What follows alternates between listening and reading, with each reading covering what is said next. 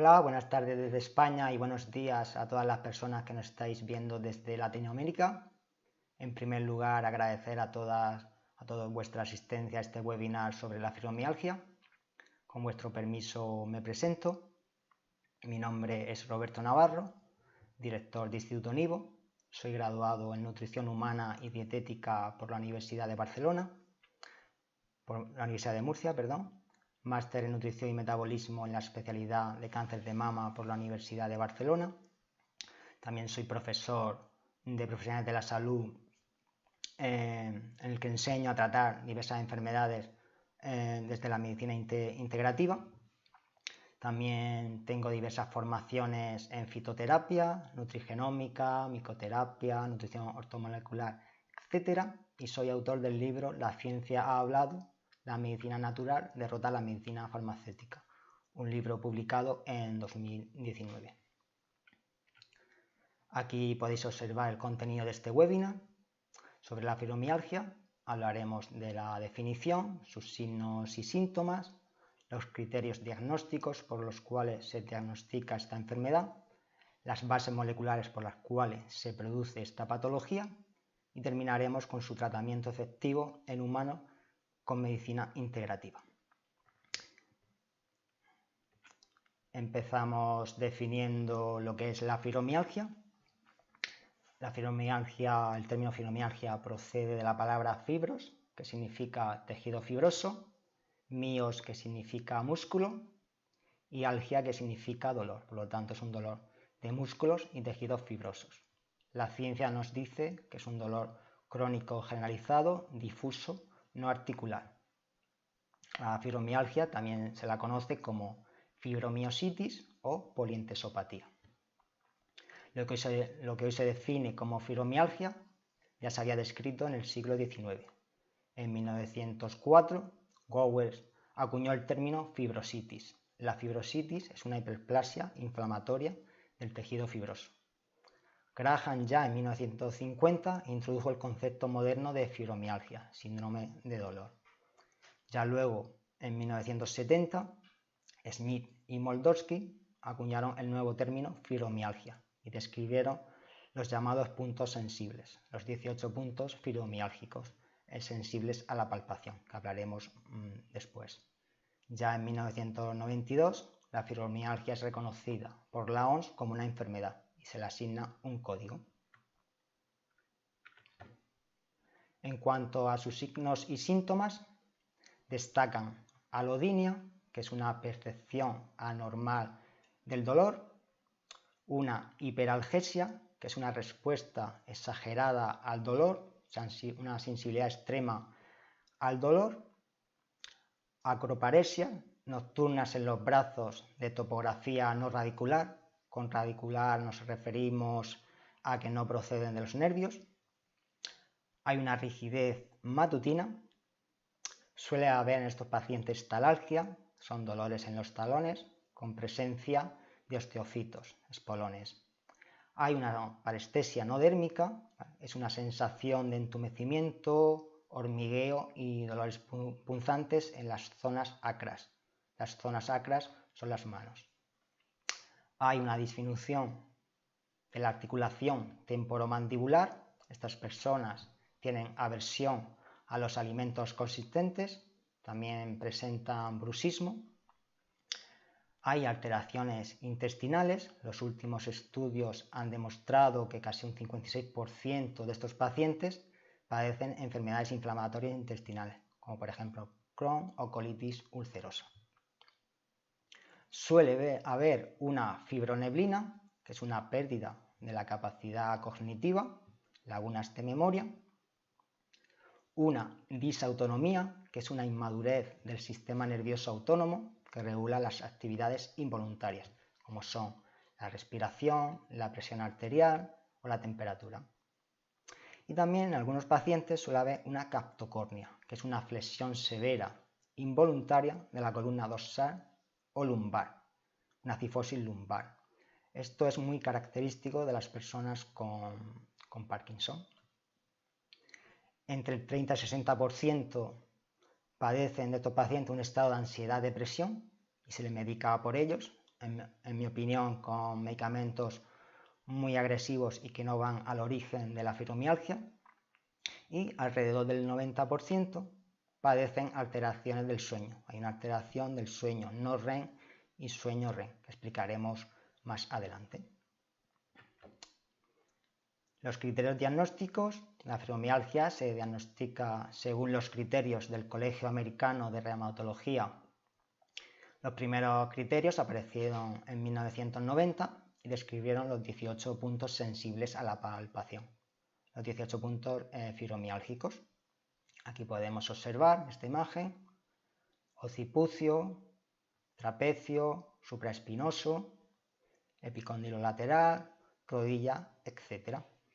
Dentro de estos 18 puntos sensibles, si 11 dan positivos, se confirma la fibromialgia.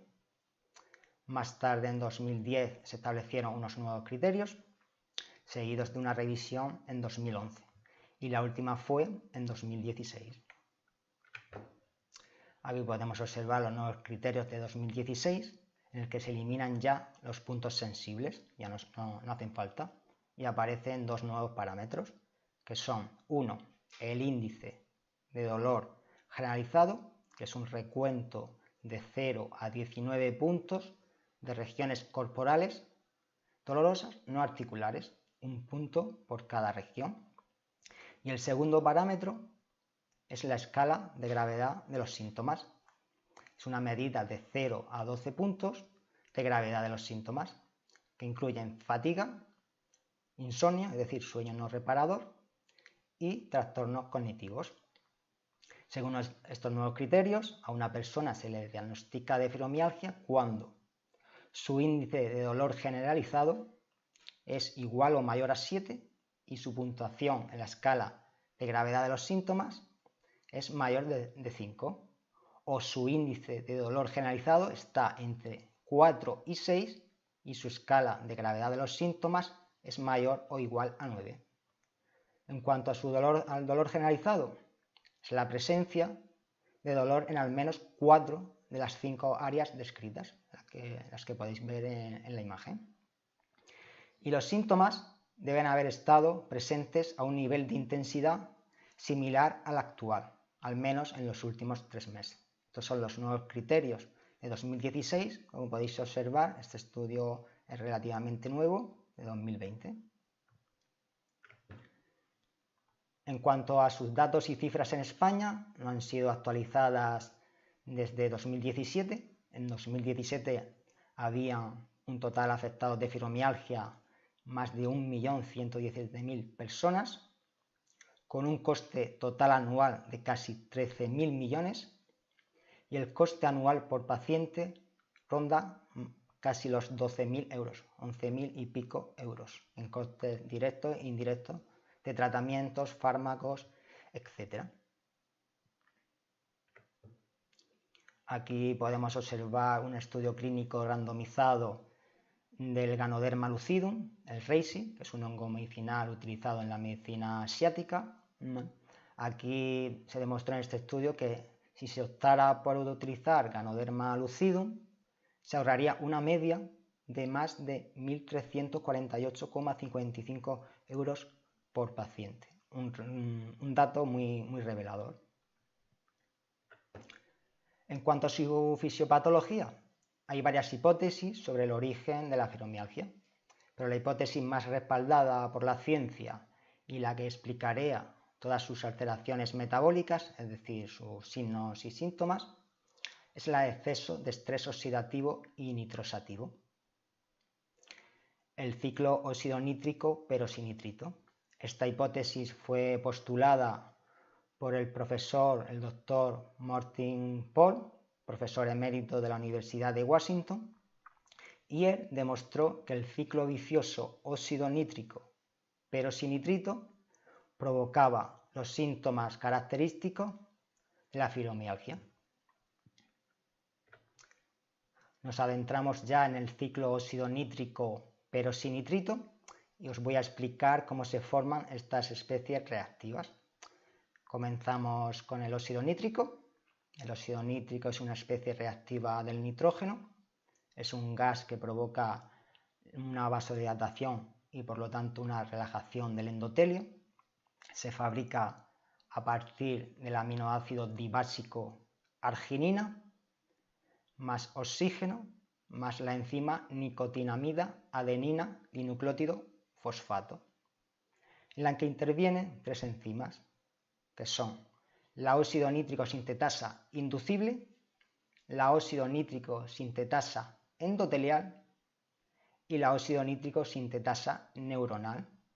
Todas ellas están reguladas por la concentración de calcio intracelular, menos la inducible, que está regulada transcripcionalmente por citoquinas proinflamatorias, como pueden ser interferón gamma, TNF-alfa, interleuquina 1 beta, interleuquina 6, interleuquina 8, etc.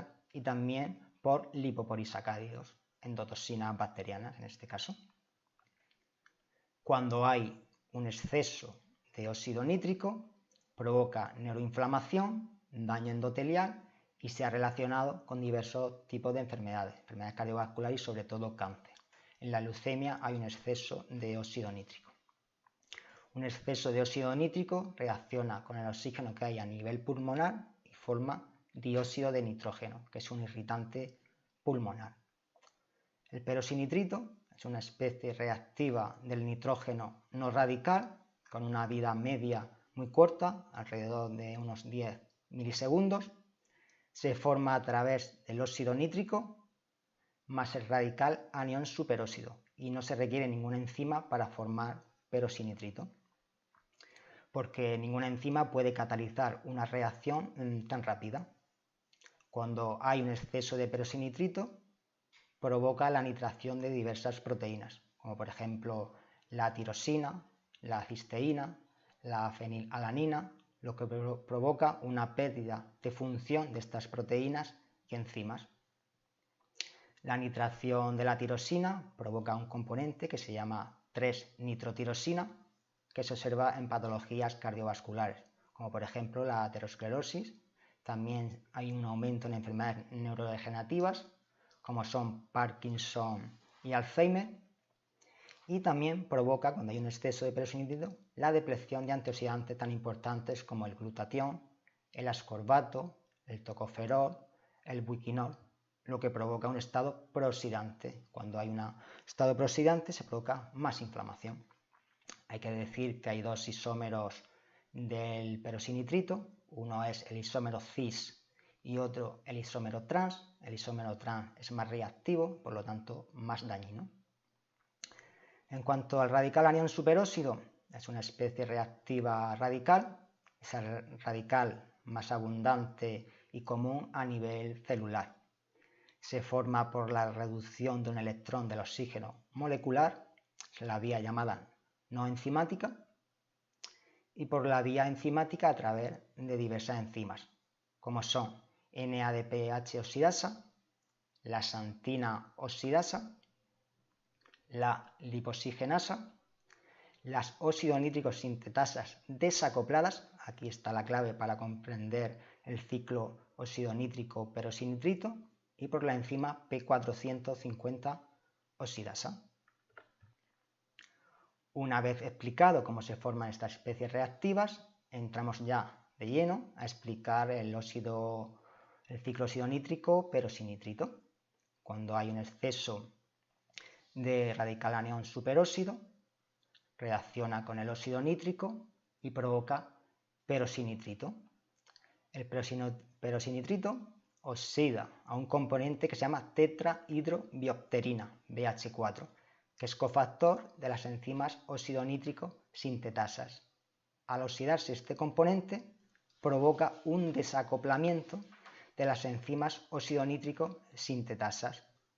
Este desacople de estas enzimas provocan que no generen tanto óxido nítrico, pero en cambio generan mucho radical anión superóxido.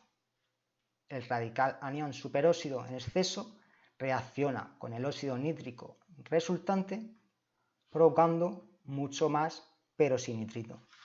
El exceso de perosinitrito activa el factor nuclear kappa beta, que regula más de 200 genes inflamatorios, aumenta la transcripción de citoquinas proinflamatorias, como son interferón gamma, TNF-alfa, interleuquina 6, interleuquina 1 beta, interleuquina 8, interleuquina 12, interleuquina 15, provoca mucha inflamación y aumenta la transcripción del gen que codifica la óxido nítrico sintetasa inducible, lo que provoca más inflamación y más generación de óxido nítrico.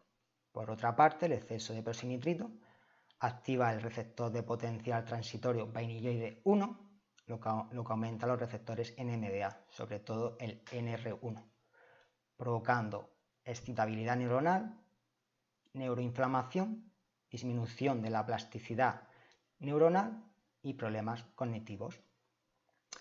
Una oxidación de tetrahidrobiopterina, BH4, provoca un aumento de fenilalanina, que cuando se acumula a nivel neural provoca daños neurológicos. El aumento de fenilalanina se sabe que provoca discapacidad mental grave.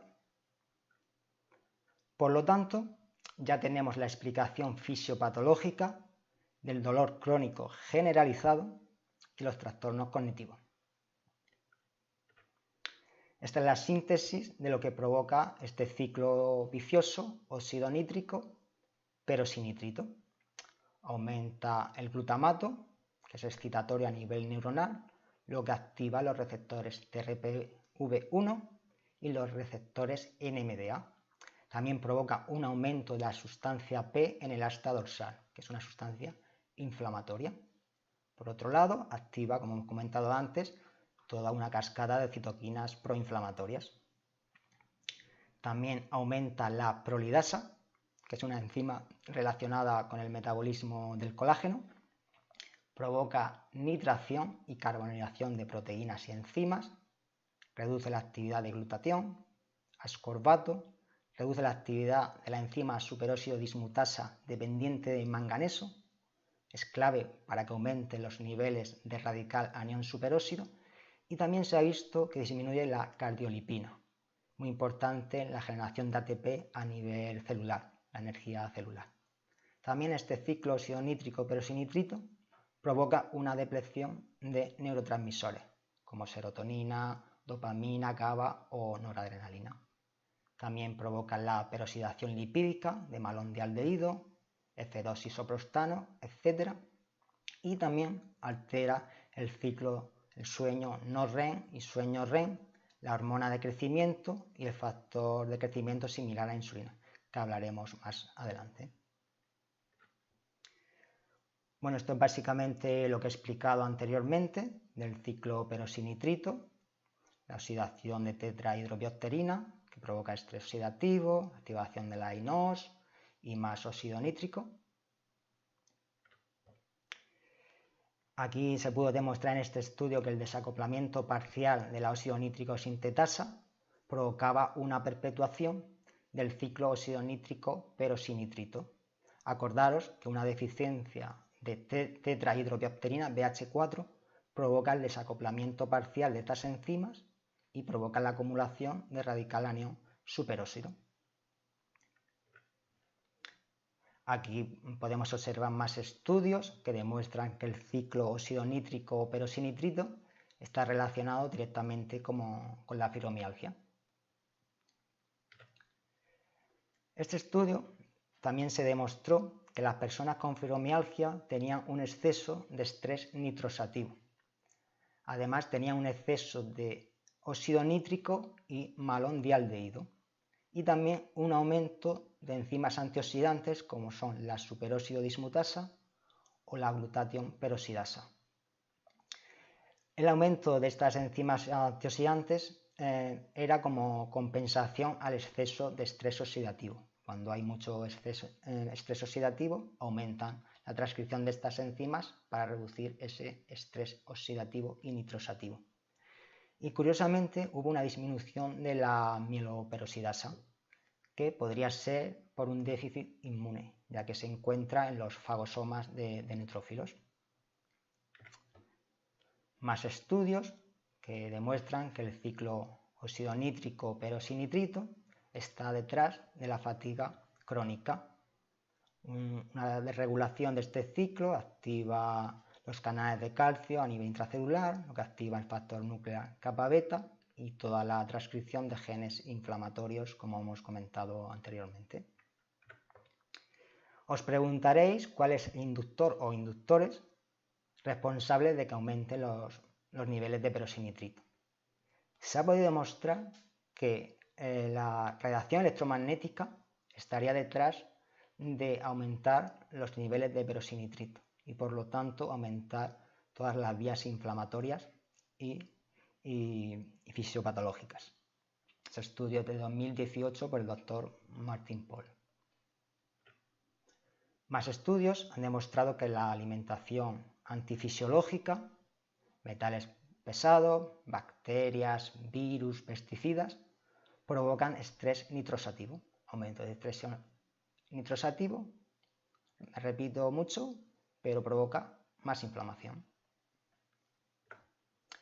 Bueno, pues después de explicar el ciclo óxido nítrico o perosinitrito, vamos a explicar por qué las personas con fibromialgia tienen alteraciones en el sueño, es decir, por qué no tienen un sueño reparador.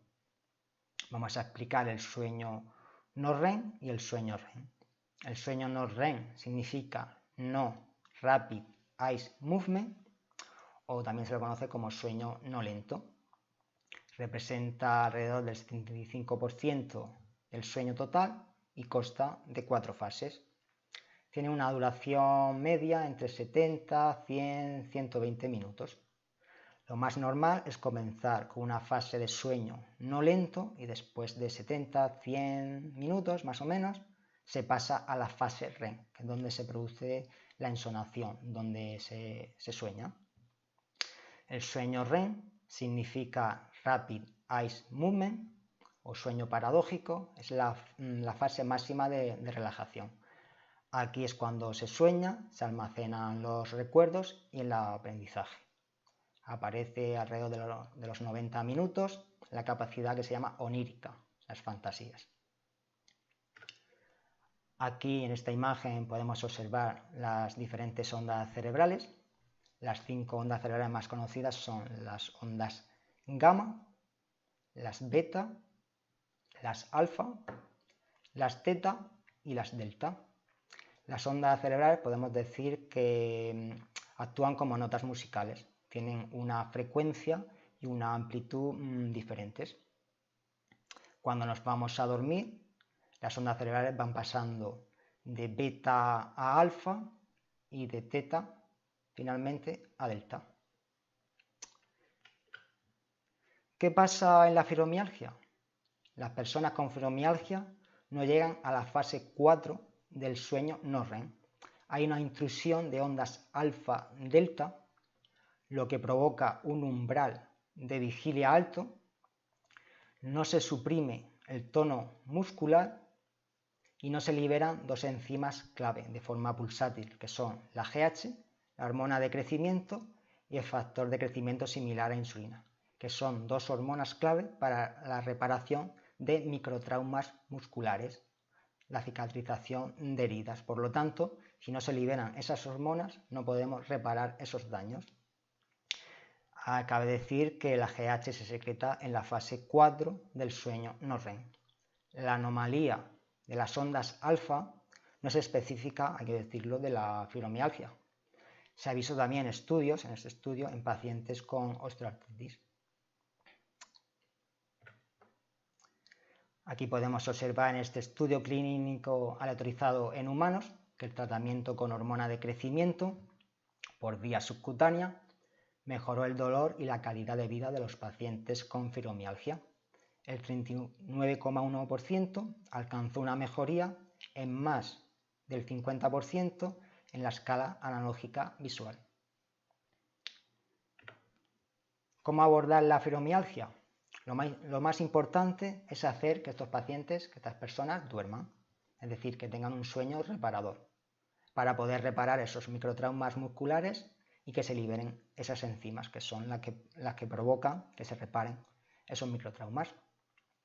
En este estudio de intervención se demostró que la melatonina reducía el dolor, el cortisol, una hormona del estrés que está también muy alta en pacientes con fibromialgia, y había una mejora de la calidad de vida.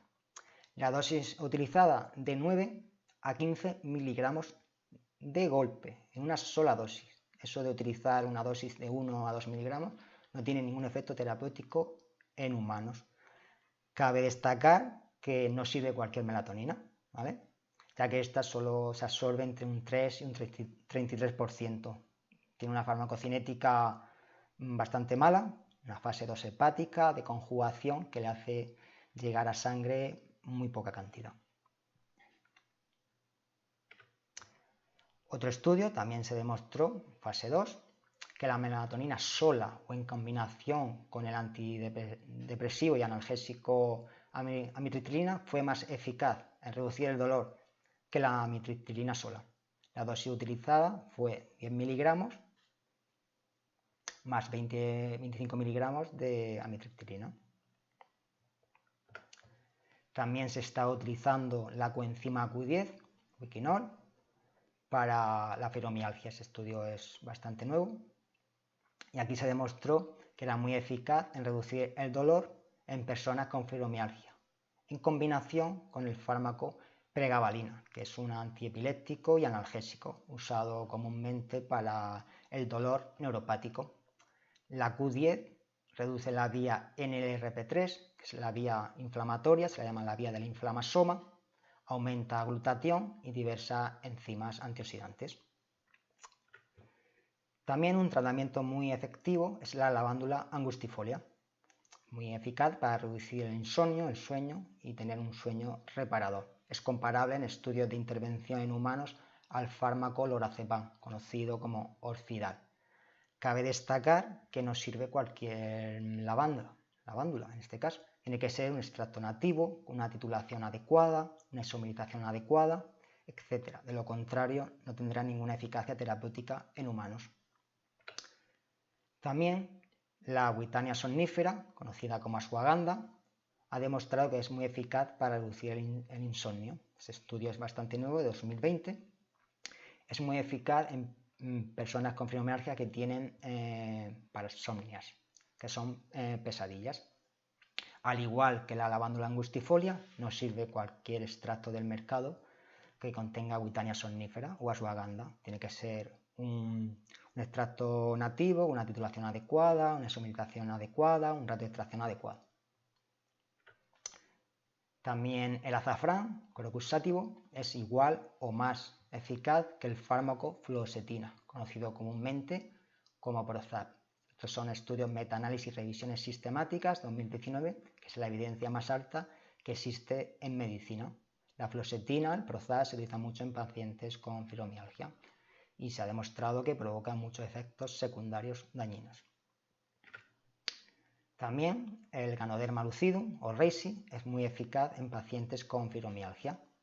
Aquí en este estudio se demostró que en 6 semanas reducía entre un 20 y 30% el dolor de estos pacientes.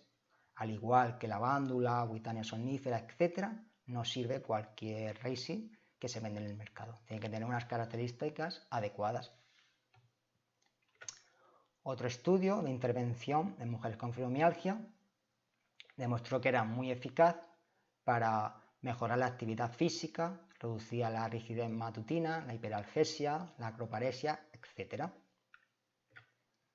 En este estudio, muy interesante, de 20 pacientes tratados con fibromialgia, 15 se curación, después de 16 semanas de tratamiento con una nutrición específica.